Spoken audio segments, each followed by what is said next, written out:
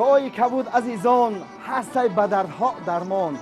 اگر نباشی با قوت میکشت به ارمان. چایی کبود از همه اولاتر است، چایی کبود داروی دردی سر است. چایی کبود چایی کبود چای ده بیا بچه. چند تا برام مکه؟